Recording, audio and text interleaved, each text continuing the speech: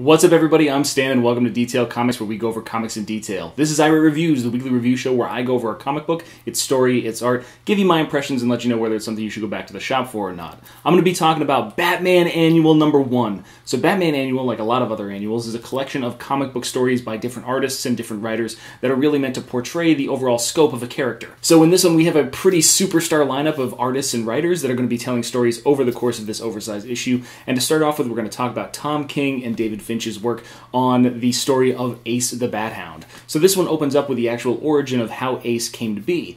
He is ultimately found abandoned and having killed a lot of his fellow pups in a pit left by the Joker. And then what we see is a very odd scene, because ultimately Alfred goes to the shelter, he cuts a check, basically renaming the entire animal shelter the Martha and Thomas Wayne Humane Society kind of situation. That was so cool. And he goes and he grabs this vicious dog that has basically become a killer of his own kind. He brings him back home, goes through the training, and there's some very funny moments, like the dog standing on the breakfast table, you know, inside the Bat Cave. There's a really great exchange while Batman is sitting at the computer and the dog is just attacking Alfred repeatedly. And there's finally a moment where Batman gives up on the possibility of the pup becoming a member of the Bat family. But Alfred has been doing the work behind the scenes. We see Batman coming back, and ultimately he's got his companion down there in the Bat Cave coming up to lick his wounds after he's down on his luck after a bad night out on the town. And ultimately it ends up at Christmas time, and Bruce is kind of like, "Hey man, where's my present, Al?" And Alfred's just like, "Ah, yes, sir,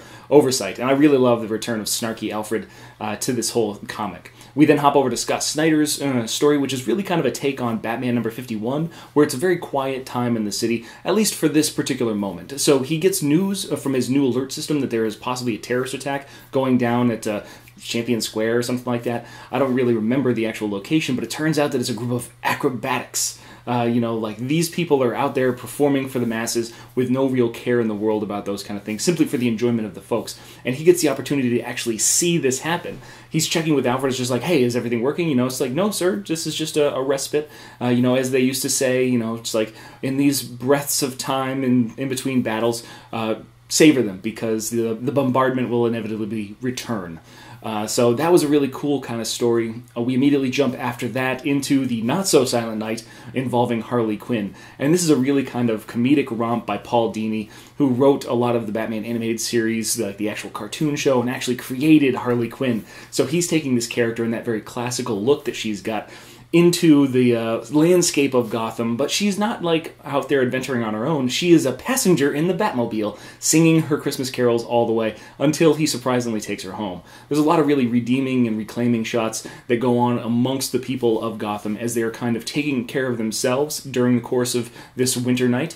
So it's really cool to see that. Then we have Stag, which is another story. That's by Steve Orlando. And this is kind of a really odd tale, because we show this kind of charity event, and then ultimately a new villain arises. This Mr. Blizzard, or whatever the hell he is, shows up, and Batman just one-shots him. It's like the most demeaning thing I have seen him do to a villain in a long time. Just one-shots him in front of this billionaire who's vowed to pledge all his wealth, before he dies, to making other people's lives better. And this gives Batman, gives Bruce Wayne a moment of like reflection and repose, where he's just like, you know what, he's been doing things ever since I was a kid, from before I was born. My parents really admired him, and we find that he unfortunately meets his demise at the end of this one. To finish things off, we have a fear-based story that really centers around this haunt lady and the Scarecrow. And I'm not going to lie, this Scott Bryan Wilson story isn't really the best part of the book. It is saved for last, but it's definitely not one that I would consider the strongest. And it just shows that, this psychiatrist inside Arkham, she breaks out, and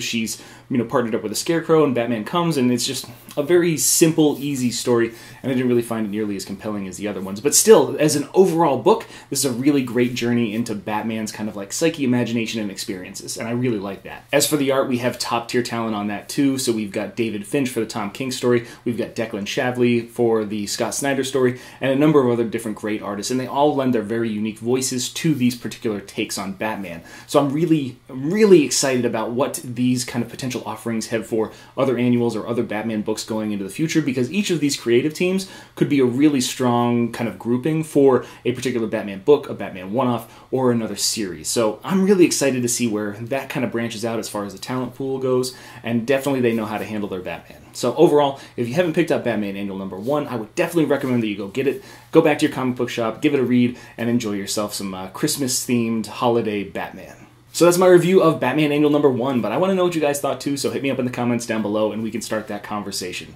As always, if you like what you see, hit the like button. Don't forget to subscribe right there to get more news, reviews, and commentary on comic books, comic book movies, comic book TV shows and games, and anything and everything inside the world of comics.